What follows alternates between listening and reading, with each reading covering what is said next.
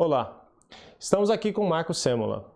Obrigado, Marcos, por estar conosco. Hoje iremos falar sobre crises, escolhas e futuro das empresas sobre a LGPD.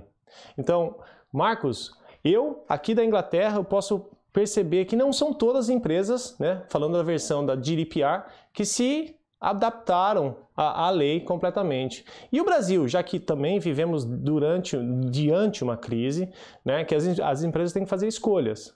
Aplicam os meus processos ou seguro meu fluxo de caixa, talvez eu não tenha esse dinheiro para investir agora. E aí?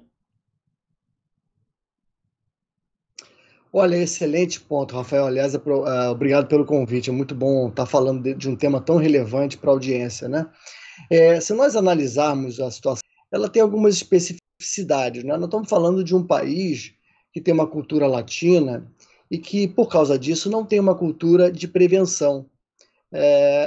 Esse aspecto acaba combinado com outro aspecto, que é o momento em que a LGPD entra em vigor, né? O momento em que estamos todos em crise, crise que não se sabe ao certo quando acaba, e nem tampouco os efeitos de médio e longo prazo dessa crise.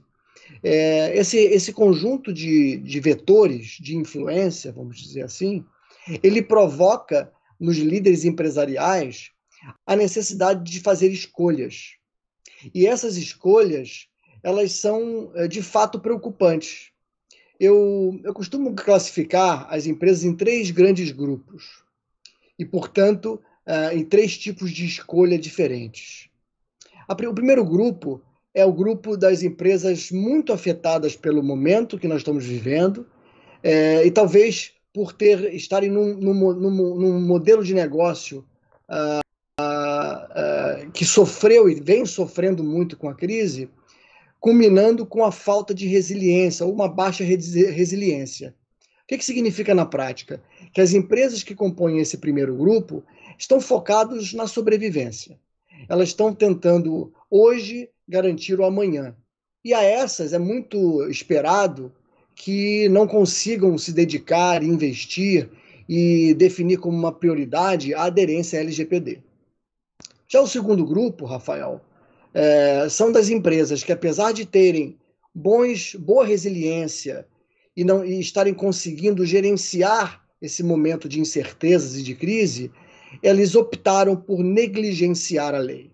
Simplesmente entendem que a lei ou não tem importância, ou a lei não terá aderência, ou até mesmo que a autoridade nacional de proteção de dados não tem a capacidade de fiscalizar e multar. E optaram, de maneira irresponsável, no meu ponto de vista, em negligenciar o direito que a lei procura proteger, que é o direito à privacidade do cidadão. Felizmente, a sociedade não é composta apenas desses 2 grupos. Tem um terceiro grupo, o grupo das empresas que, por questões também de boa resiliência, boa previsibilidade, elas pensam no futuro, elas têm uma visão de fato no longo prazo. Essas reconhecem desde já que privacidade não é um tema limitado ao Brasil e que a LGPD não impõe restrições e critérios para se tratar dados pessoais de maneira isolada, mas sim é um requerimento conectado às necessidades globais, aos desejos dos cidadãos globais. E essas empresas, portanto, mesmo que não usufruem do investimento que estão fazendo agora, no curto prazo, na conformidade com a LGPD, elas estão pavimentando uma trajetória em que elas vão se destacar, em que elas vão conseguir transformar o investimento feito hoje em LGPD num diferencial competitivo. Então, o que você está ilustrando é que a confiança, o trust, é algo que passará a ser uma demanda no mercado. Ou seja, se eu tendo a fazer negócio com uma empresa ou comprar online, a minha exigência como consumidor ou empresa será a confiança sobre meus dados. Então, o que eu entendo pela dinâmica, confiança e trust, ou a mesma palavra, são algo que passará a ser um novo mercado.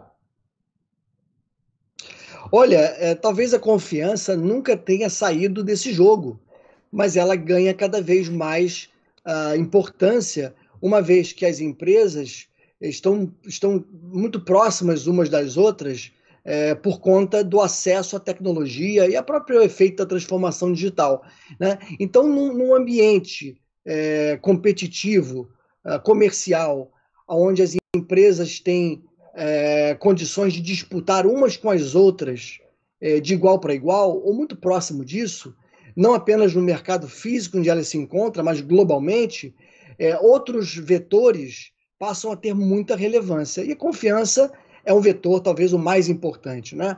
As pessoas querem fazer negócios com outras empresas ou com as empresas que transmitam confiança. Empresas procuram parceiros de negócio que querem estabelecer com elas relações de confiança. Então, a LGPD é só mais um instrumento para conseguir comunicar para o mercado essa confiança. O mesmo acontece, por exemplo, Rafael, com a sustentabilidade, né? Hoje nós vemos empresas buscando ou priorizando negócios com outras empresas que tenham uma postura de respeito ao meio ambiente e à sustentabilidade do planeta. É a mesma lógica. É muito interessante o tema que a gente está trazendo. Porém, a gente sabe que tem empresas que vão tentar o atalho, ou o corta-caminho. E aí? O que aqui acontece? No mundo inteiro, sempre pessoas tentam levar alguma vantagem, certo, num processo, mas será que vale perante a consequência? E no Brasil, como que você vê, já que você está mais na frente desses negócios, Marcos? Olha, eu preciso trazer um senso de realidade para essa discussão, né? E essa realidade começa entendendo o que nós chamamos de conformidade com a LGPD. Para começar, a conformidade não é um produto que se compra numa prateleira e nem tampouco um estado que se atinja e uma vez atingido, você pode relaxar porque o trabalho terminou. Pelo contrário, conformidade é um estado que você precisa manter continuamente na sua empresa, dando à sua empresa a capacidade de demonstrar de maneira tempestiva que ela adota as melhores práticas de respeito aos dados pessoais dos cidadãos. Então, isso me leva a concluir que as empresas elas precisam pensar no longo prazo. Elas precisam hoje priorizar o assunto para construir uma jornada em que ela seja capaz, ao final dela, de demonstrar com o máximo de maturidade possível esse tal respeito, esse tal zelo e diligência com os dados pessoais. Agora, o senso de realidade a que eu me refiro é de que ninguém sai do 0 para o 100 em apenas um passo. E que também cada empresa é responsável pelo seu próprio apetite de risco. Logo, o que eu chamo de trajetória ou jornada de conformidade pode variar de empresa para empresa, né? Portanto, nenhuma delas precisa seguir o mesmo ritmo e nem tampouco adotar uma solução com a mesma abrangência, mas que ritmo e abrangência sejam parte da equação de análise de riscos. E Marcos, assim, para a gente finalizar a nossa entrevista, qual que seria, de repente, o primeiro passo para a empresa tomar perante, né, a nova lei de proteção de dados do Brasil? O que você sugere? Né? Eu preciso fazer, e aí? Tá, eu vou tornar essa lista, né? E nós temos que partir para construir essa lista baseando-se em alguns conceitos. O primeiro conceito, uma vez que a lei entre em vigor, os titulares terão direitos e poderão exigir esses direitos. Então, a primeira coisa que a empresa tem que pensar é em como atender a esses direitos dos titulares. Primeira coisa. Segundo, as empresas estarão sujeitas aos efeitos da má conduta no uso de dados, o que significa penalizações, exposições públicas que acabam corroendo a reputação daquela empresa. Então, pensando nesses dois aspectos, o que vem de imediato? Primeiro, a empresa tem que entender o seu risco. Eu não posso tomar nenhuma decisão quanto à amplitude e velocidade com que eu vou tratar o assunto sem entender a dimensão desse risco. Segundo, uma vez que eu saiba o risco, eu tenho que entender o meu apetite. Então, esse é o ponto de partida. Uma vez que eu tenha entendido e tome decisões, quais são as ações imediatas que a empresa precisa fazer. Primeiro, ela precisa documentar os fluxos de dados. Portanto, por onde os dados pessoais entram na empresa. Como eles são tratados. Com que finalidade e por quanto tempo esses dados deverão ser tratados de forma legítima. Qual é a base legal que ampara esse tratamento. Segunda ação, aponte um Data Privacy Officer, ou encarregado, como diz a LGPD. É preciso ter uma interface entre titulares e autoridade com a própria empresa. Esse é o indivíduo, é o orquestrador das demandas e também das proposições internas para tratar as demandas. Terceiro, você precisa criar uma política de privacidade. E eu abro um parêntese muito importante e é relevante para você e para mim como profissionais de segurança. Não é possível manter de maneira sustentável uma gestão de privacidade sem uma gestão de segurança da informação. É como se fosse o alicerce de uma construção. Usando essa analogia, é como se a LGPD exigisse das empresas a construção de um novo andar. Eu só posso construir um novo andar de um prédio se a minha fundação foi dimensionada para isso. Então, é importante olhar para a segurança da informação. Depois da política, o que eu tenho que fazer? Eu preciso filtrar as novas iniciativas da empresa que usem dados pessoais. Quando eu falo filtrar, eu não me refiro a bloquear. Eu me refiro a avaliar os riscos de qualquer novo produto, serviço ou ação de go-to-market, para evitar que novos riscos de privacidade nasçam a todo momento, sem que você não controle. E por último, mas não menos importante, e é claro, Rafael, essa é a dica mais abrangente de todas, né?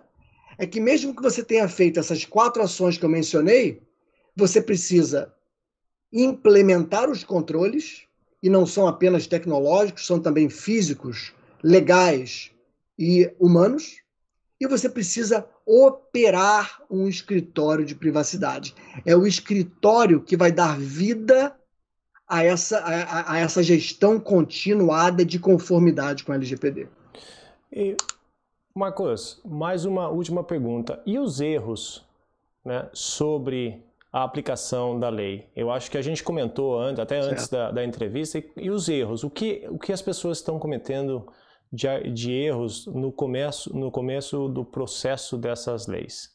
De aplicação do processo, desculpa. Bom, claro. O primeiro erro, ele advém de uma falha de conceito. As pessoas, muitas delas cometem erros, os líderes empresariais, os executivos, por desconhecimento de toda a abrangência da LGPD. Então, não os culpo, mas sim os oriento a entender melhor toda essa abrangência. Quais são os principais erros cometidos por eles? Primeiro, entender que a lei ela tem um viés. Ora um viés de processo, ora um viés jurídico, ora um viés tecnológico.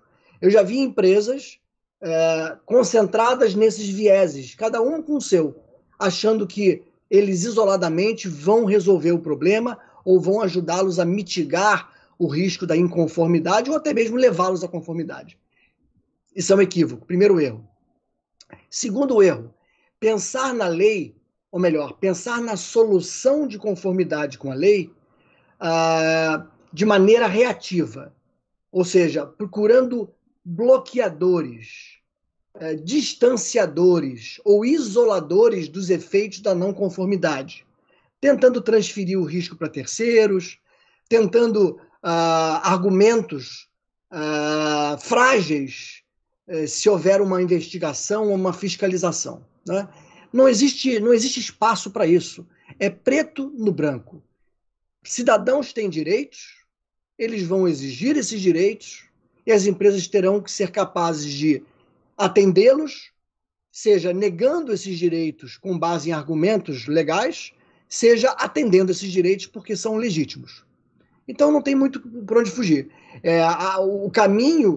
O único caminho certo é o de reconhecer a privacidade como um direito fundamental e se estruturar para ser capaz de demonstrar essa conformidade a qualquer tempo. Marcos, Obrigado pelo seu tempo. A entrevista foi excelente. Eu acho que com certeza só vai adicionar valor para quem está buscando começar o processo, entender um pouco do processo. Lógico, não é algo simples, ou não existe o teste prático ou o checklist, né, de 24 horas para LGDP. Então, Marcos, mais uma vez, obrigado pela atenção e o carinho conosco. Rafael, eu agradeço o seu convite e quero deixar uma mensagem para quem nos assiste. Eu gosto muito das analogias, elas nos permitem entender, às vezes, conceitos complexos, mas de maneira simplificada. Você imagina que as empresas, elas estão de um lado do rio e elas precisam levar para o outro lado do rio os cidadãos que têm direitos, né? Para isso, ela constrói uma ponte.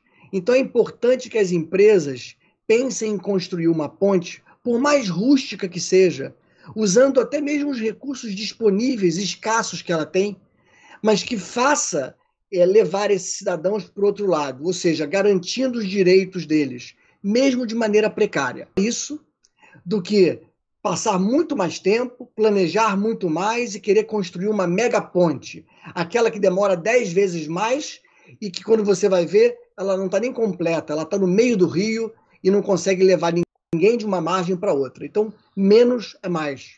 Acho que essa é a mensagem. Simplificação, com certeza, Marcos. Mais uma vez, obrigado e aquele grande abraço. Grande abraço. Até logo.